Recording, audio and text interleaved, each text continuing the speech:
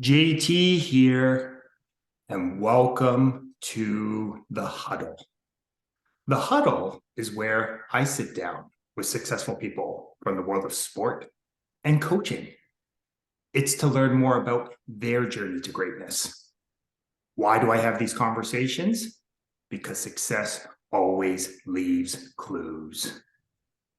I want to take a moment to thank you, whether you are watching our conversation on YouTube or on Facebook, or whether you're listening to the audio on the podcast.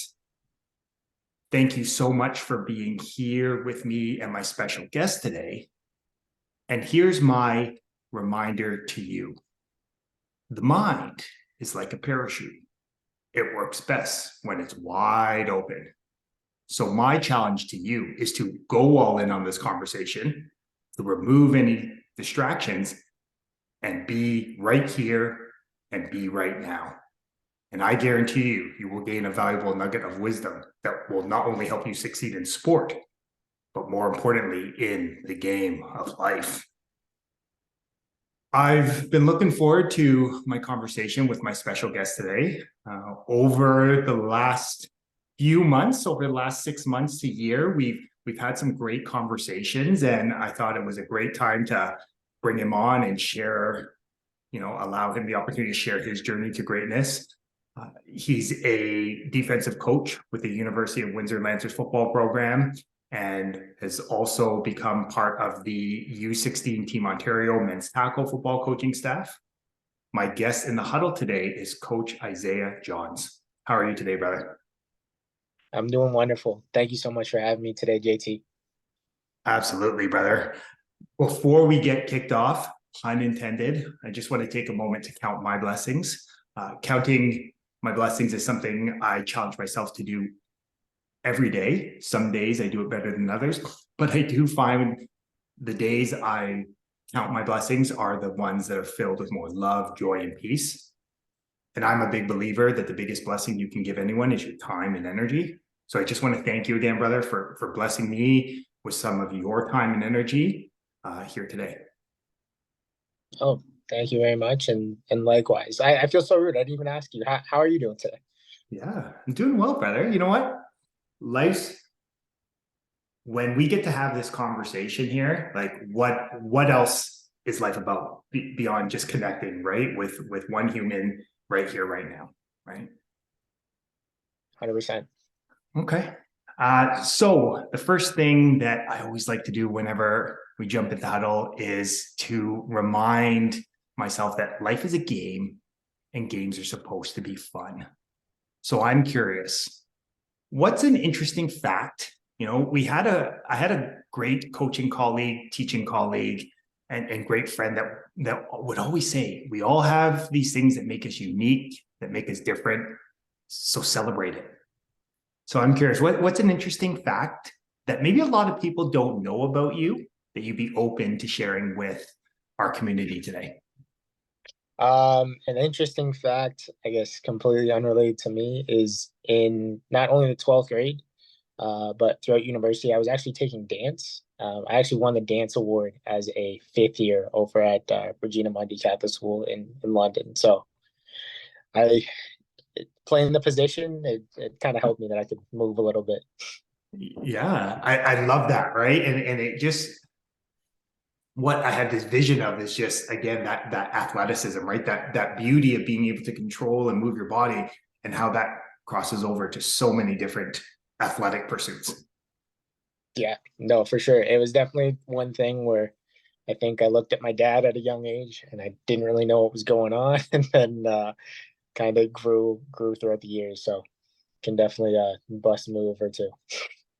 Absolutely. Uh, so I'm curious, you've had this beautiful journey where you've transitioned from being a high quality athlete to becoming a high quality coach. And your journey has taken you to a lot of beautiful destinations, right? It's taking you to the U Sport level, the CJFL level.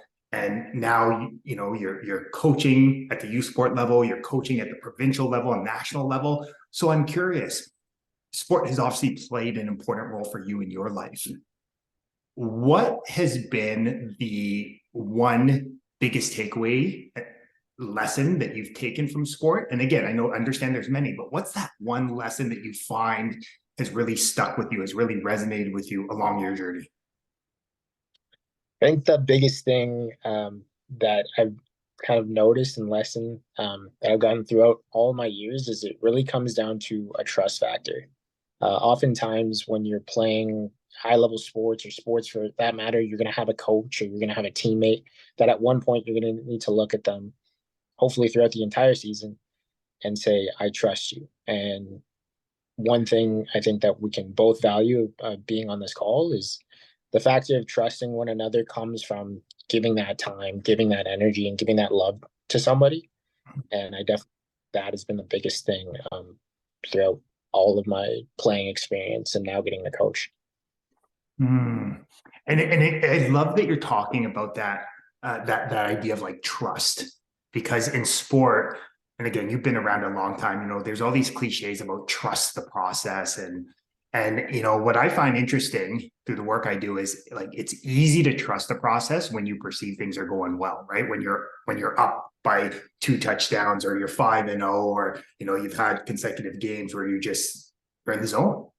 But again, it's another thing. Like, do you trust the process when you're down by 2 touchdowns, where you're on a losing streak, or maybe you've had a couple of games where you didn't perform at your best?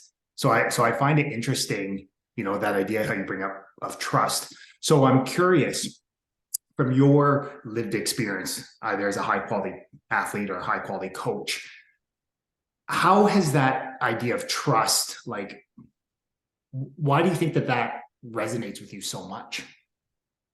I think it resonates with me for a while just because, like many, you know, players and coaches now, I feel like everybody's got somewhat of an ego.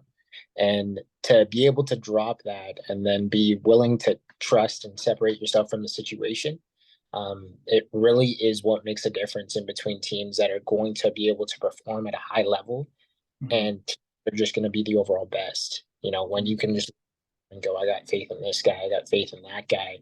Or you can look at an assistant coach or a head coach and believe in it, Mhm. regardless of what's going on. I really think that's what makes the entire difference. Mhm. Well, and it's interesting, and what I really heard from you is that idea of overarching, like playing for something bigger than yourself, right? Whether it's the team, whether it's the person to the left, to the right, or you're more apt, you're more willing to push yourself if you're playing for something bigger. And I love how you're talking about this idea of it's like a process, right? So I guess my question, you've been blessed to have these opportunities, and again, I'm a firm believer you have put yourself in a position uh, to receive those, right? Again, I've come to know you a little bit. I understand what drives you, what makes you tick. So, how has your understanding of the importance of building trust, through your experiences as a U Windsor coach, as a Team Ontario coach, how has that been shifting for you? I think the biggest shift for me has really been in really earning it. And I know we got to, quickly touch base a little bit yesterday. But really finding ways to earn trust in the work ethic that you put out. As a player, I remember the times where I'm staying up till whatever time at night watching film just because I want to be able to relay information that a coach may say.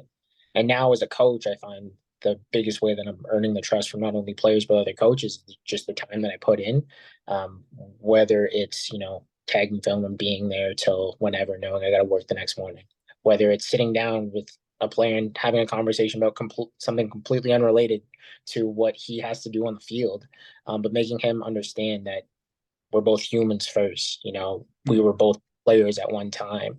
And at the end of the day, I look at him similar to a son, to a brother, um, to a cousin, like something like that, where this family, this love, serve, care that JP preaches, it's the exact same thing.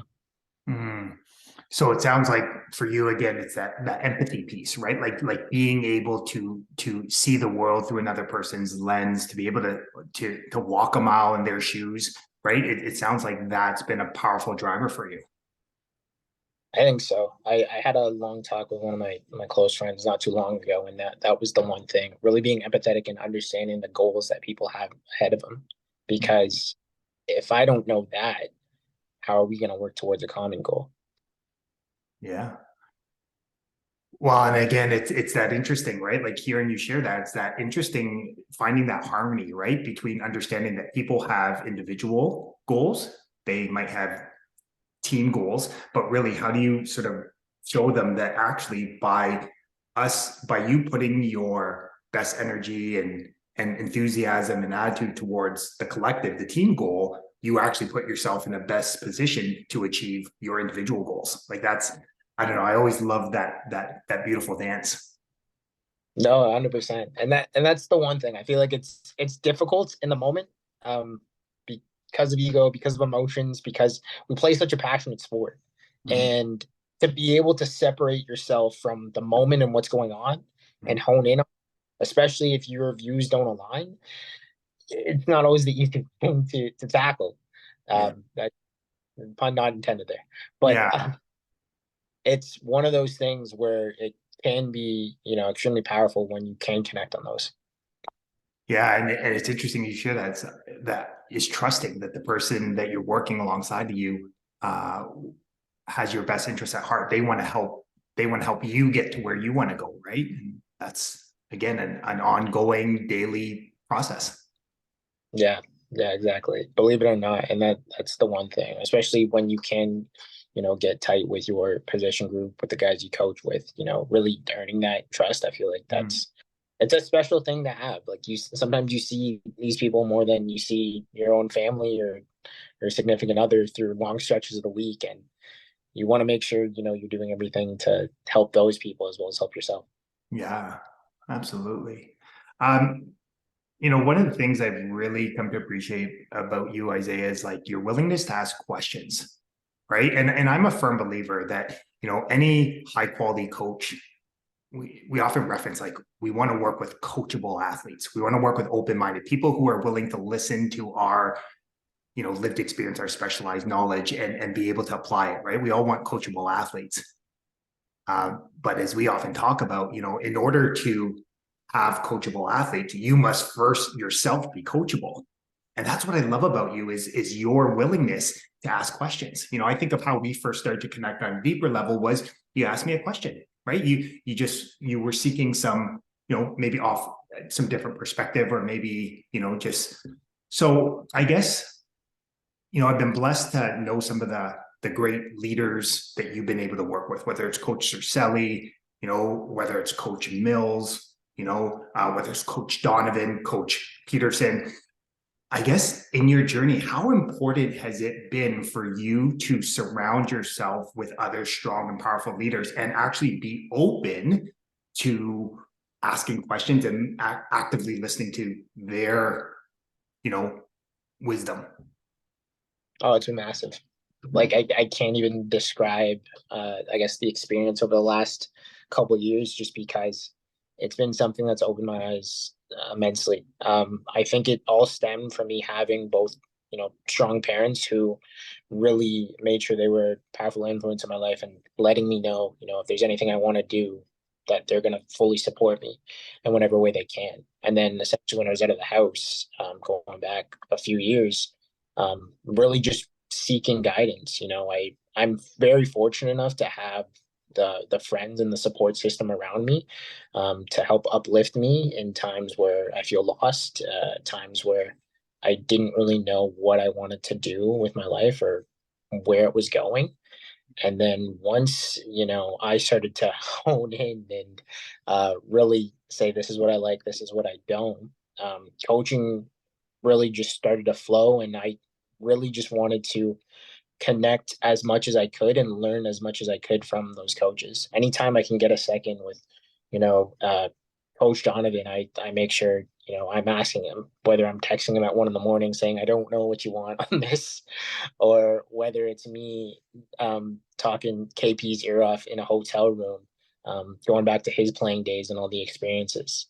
Those memories, I think, are things that you can't even put a price tag on, and experiences that regardless of where my coaching career goes, I'm always going to be thankful for that and really take them into my everyday life.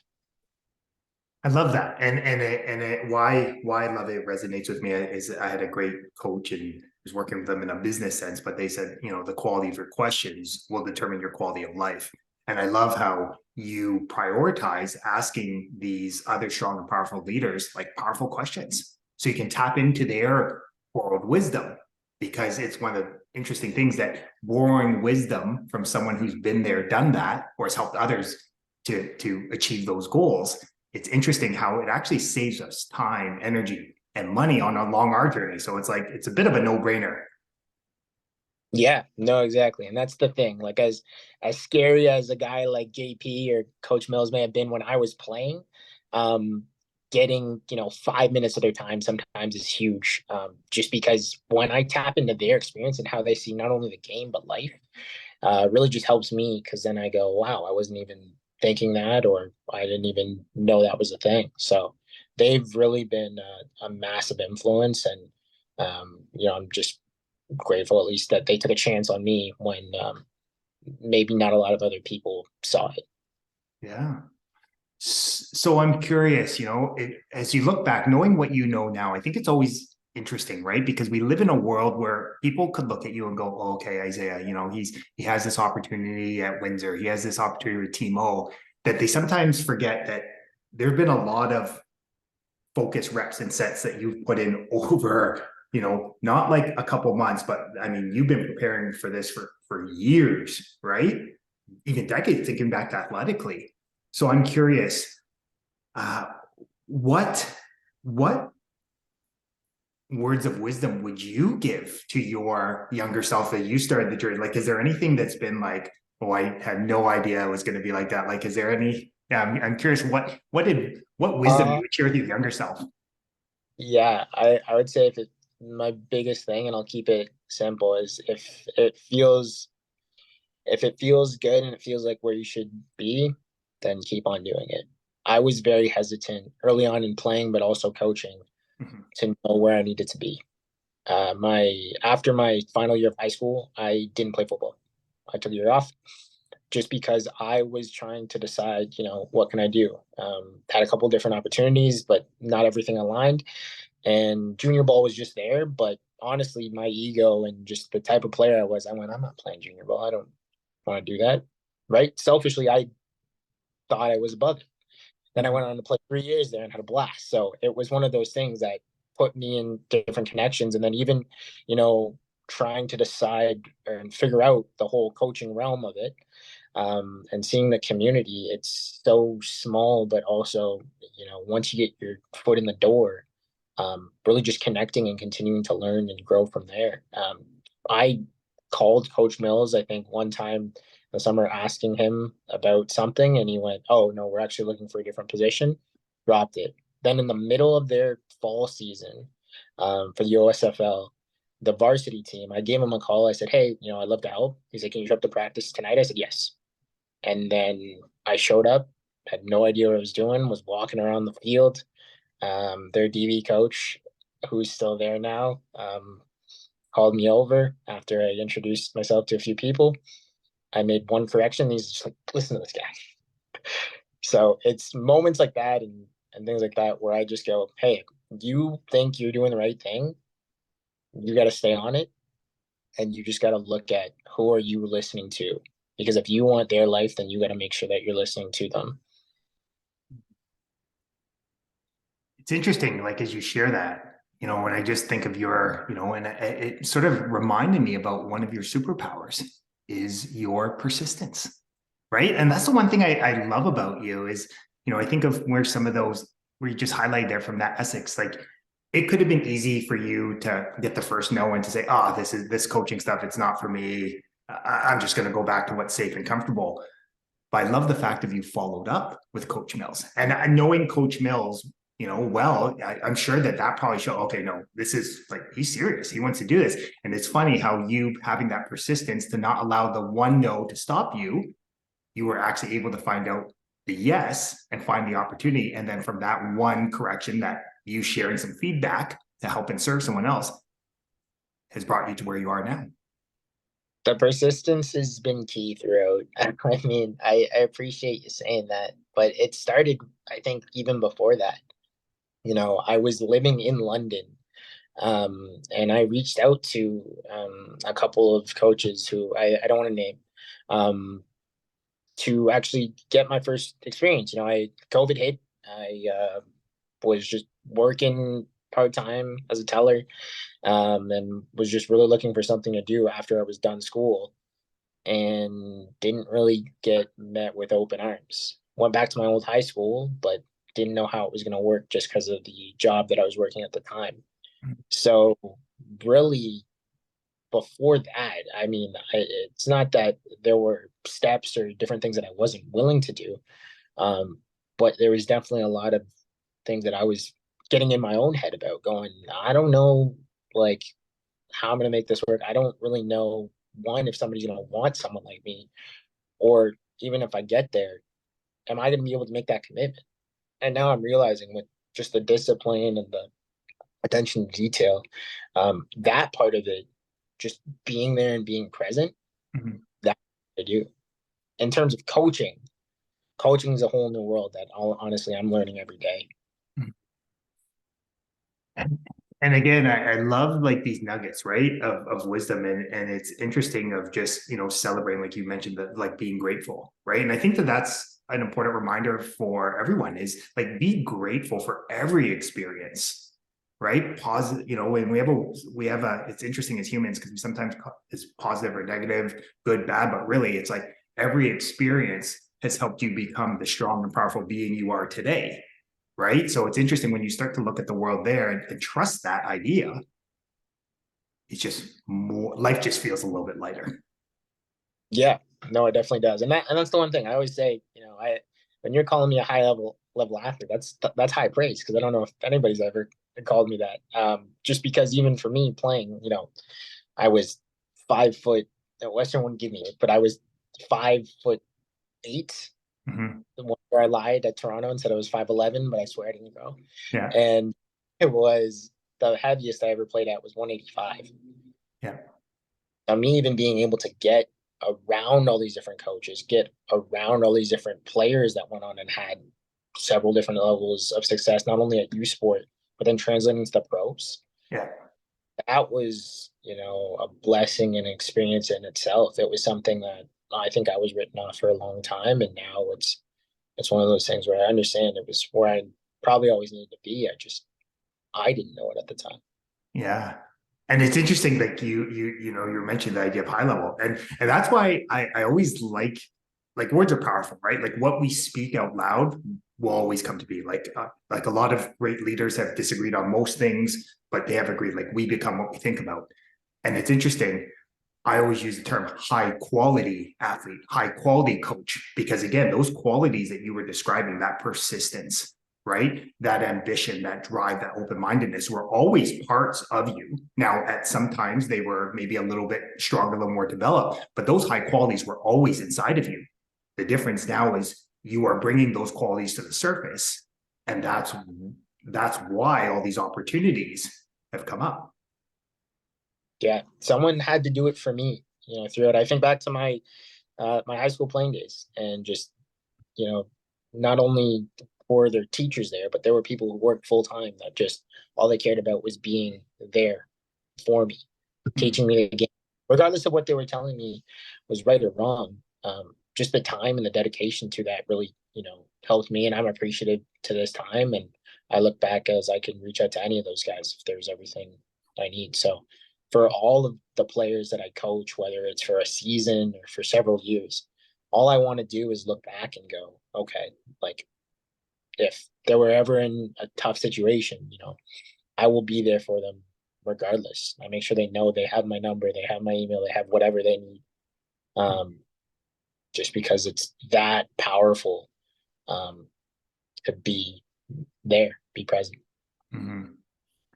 So I'm curious, I think one of the interesting things about your current journey right now is, you get to work with a lot of high quality athletes and a lot of high quality coaches from different levels, right? Like if you take a look, if you're wearing your U16 Team Ontario men's tackle hat, you're working with some of the top, grade 8s and 9s, right? If you look at what you work with London, or sorry, in Essex, a little bit, a little bit older, then you're working your way up to the youth sport level.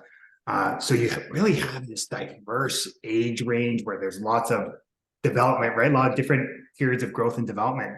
I'm curious, have you found it any different working with them? Like, obviously there's subtle differences, but in terms of like what those high quality athletes need in order to really take their game to the next level, and I say game of life.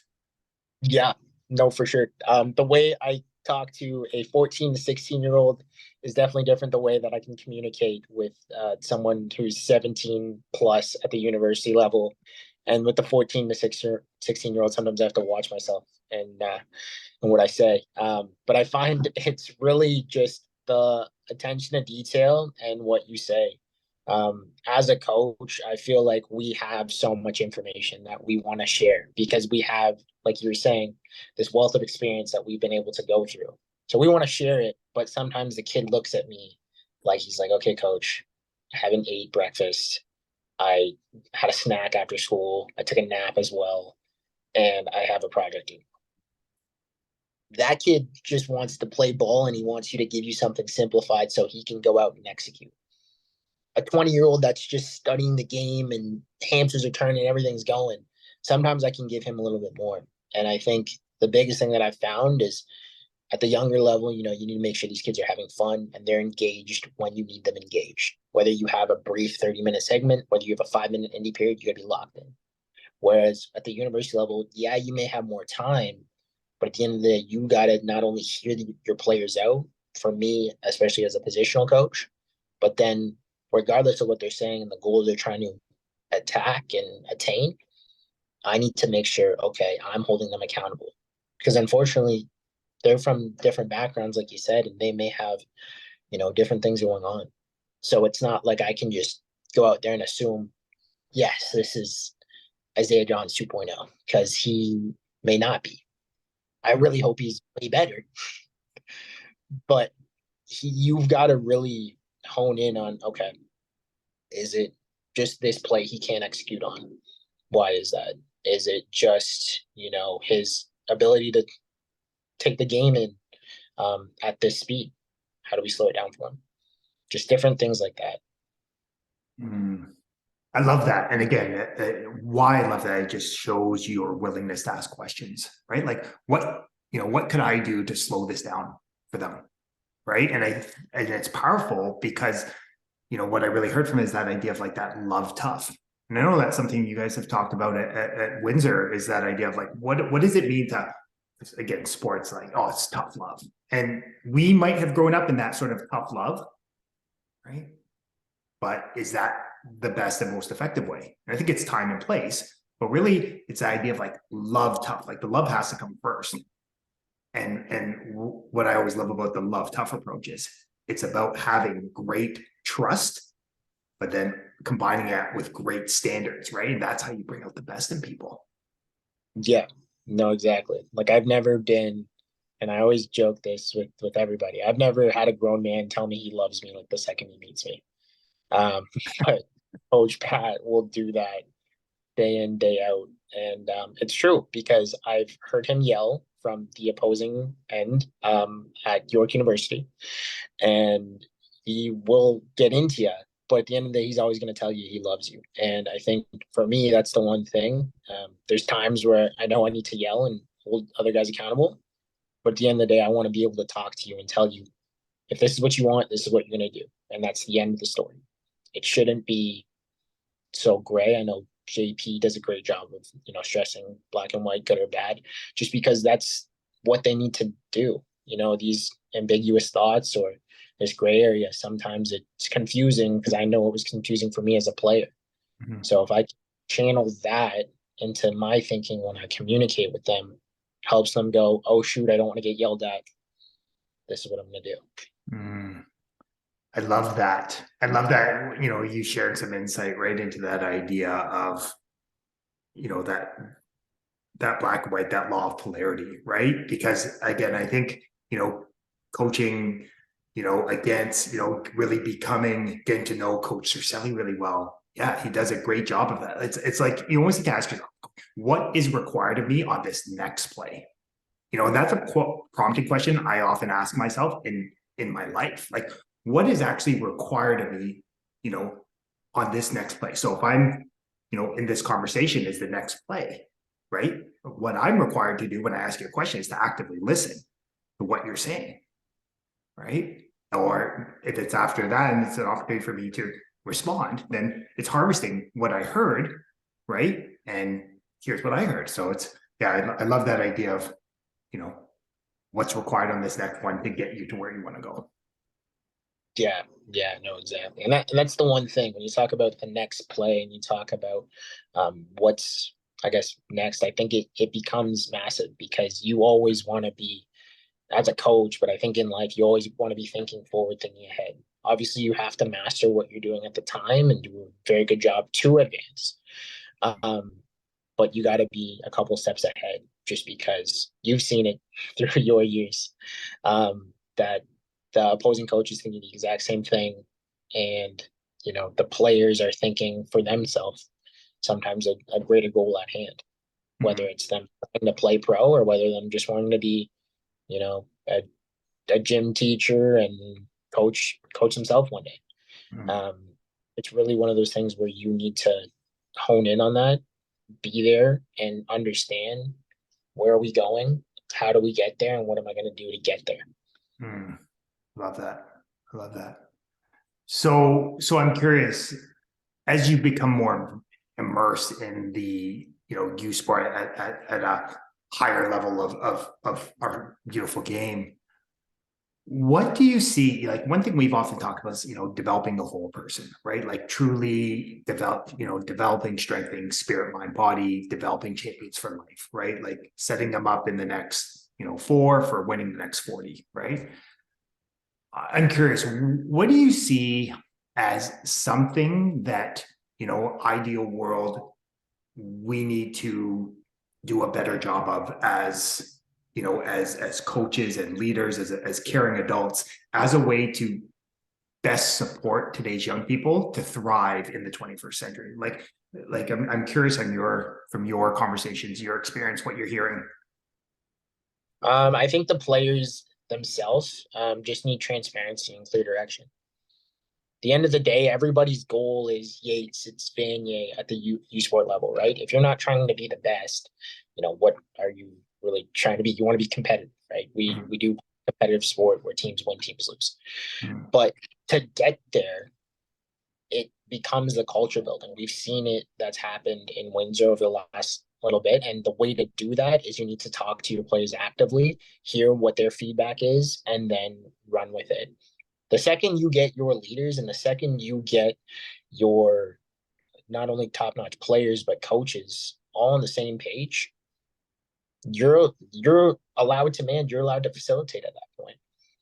But I find right now it's difficult, right? You got 110 plus guys, or I know the number constantly changes, of guys that are on your roster, and you have a massive job as a head coach. So if you are giving clear direction to what the offense, what the defense, what the assistants got to do, your job then just becomes okay. All I'm doing is tweaking and doing it.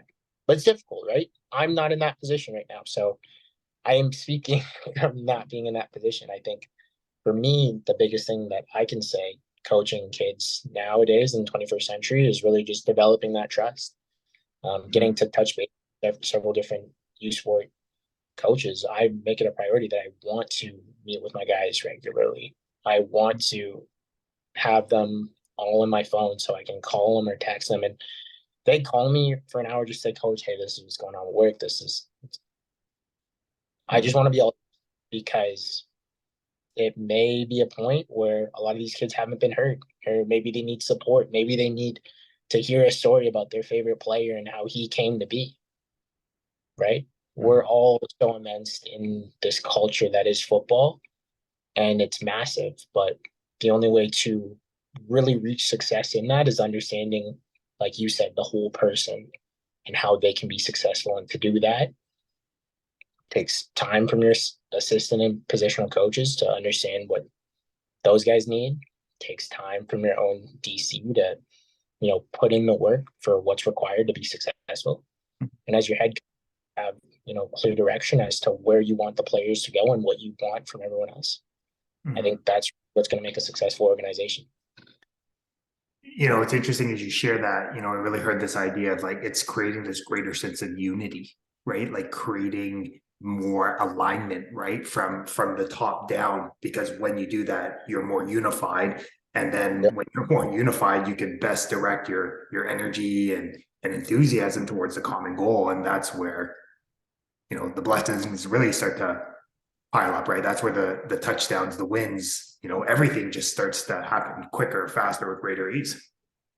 Yeah. And everybody loves winning. So it's it's one of those things you gotta, you know, get in where you fit in. And once you're in that spot, you really gotta take the opportunity to learn from the guy who's maybe at the position that you want or the people around you, just so that way that's only gonna make you a better coach. I know JP said it. I've heard multiple people say it. Like, you can never communicate too much. Nobody's ever come to you and just been like, you're communicating too much. Mhm. Maybe, your significant other, I know that's mindset, but it becomes a thing where if you're constantly communicating on the field, in the locker room, with other coaches in the meeting, everyone knows where you stand, but also it just allows open flow. And that's how you're going to probably unlock, wow, this guy's really smart in this asset, or I didn't even know that about this person. Mhm. I love it. I love it. Great reminder on the most effective leaders are often the most simple and effective communicators as well, right? So, okay. So I'm curious, what if someone has, any questions, maybe they want to, connect with you and tap into some of your, lived experience so they can sort of tap into your wisdom, or maybe they want to learn about, Team Ontario or Essex Ravens football or U Windsor football, is there a way where people can follow you, connect with you? Yeah. Yeah. Yeah, I'm on everything. I mean, obviously you've got, my own like cell phone and email, but I'm on Instagram, I'm on Twitter, I'm on LinkedIn. I make sure that I'm very easily accessible. And the reason for that is just because, like I said, I don't want there to ever be a point for a player, family member, anybody, a coach, to struggle to get a hold of me. Absolutely. So I'll be happy to share out your handles on the different social platforms, because again, that's what I do love about you is like you are accessible. You have a big heart. You want to love, serve, and care, and I think it's really amazing when I start to see the teams, the organizations, the programs you're involved with. I see a lot of similar qualities, right? So Isaiah, I just want to take a moment to acknowledge you.